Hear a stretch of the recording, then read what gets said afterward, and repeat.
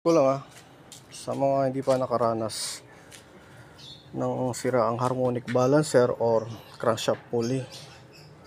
Minsan na sign ng mga yon, minsan nangangamoy sunog na rubberize, tapos mabigat ang manubela, hindi kumakarga. Okay, pina-under ko na yan, nilagyan ko na ng marking. Kaya ni-share ko lang. Umikot na yan kung paano nyo malalaman na sira itong crankshaft pulley or harmonic balancer kung tawagin. Ayan paandarin natin.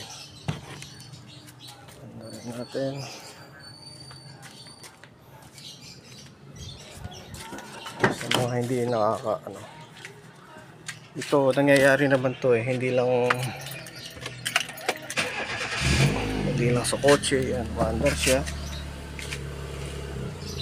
Aircon natin, i-load natin.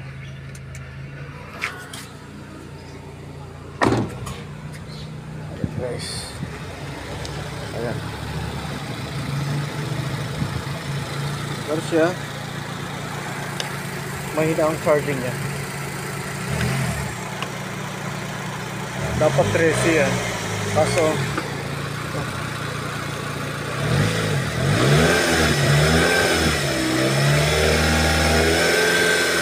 ikot ng belt, naiiwan na yan guys.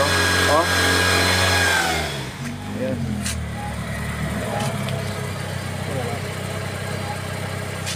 Kung titignan nyo, umiikot yung crankshaft, tapos iwan na ito. May positive na sira nitong crankshaft pulley or harmonic balancer, kasi merong pinaka rubber damper niya Ayan, tatanggalin natin yan, magpapalit tayo. Ayan yung ikot ng aircon, alternator, yan. Ayan, hindi na siya kumakagabel, nabagal na yung ikot, 11 na. Ayan guys, ayan ayan, tigil tatanggal tayo ng pulley, kalsin natin yung mga belt.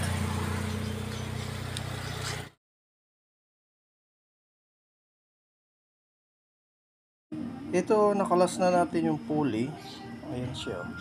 Tignan mo yung nilagyan ko ng marking. Ayan. Dapat ito tapat-tapat. Itong rubber na ito katapat niya. Ayun Tapos ito yung isa Hindi sila nagtapat-tapat kaya umiikot na yan. Ayan guys. Yes. Itong sinishare ko, bali applicable naman to kahit sa anuman sasakyan. Basta crankshaft pulley, merong pinaka rubber yan pinaka rubber niya, pinaka crankshaft pulley, yung pinaka harmonic balancer niya, kaya may rubber yan para hindi siya mag-cause ng vibration habang umiikot sa makina. 2011 Chevy Spark, matanda na rin.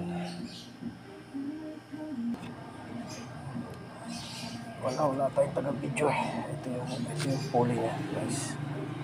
So ko lang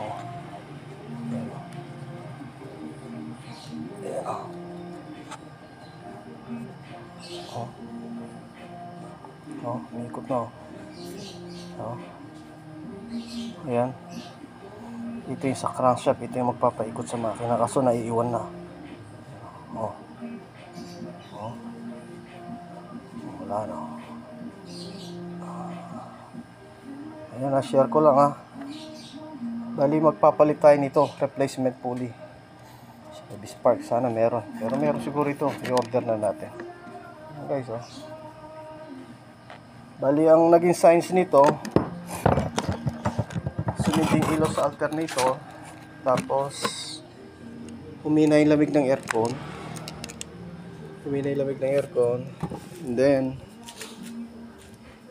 bumigat yung manubela kasi naka-steering pump pa ito, hindi naman EPS to.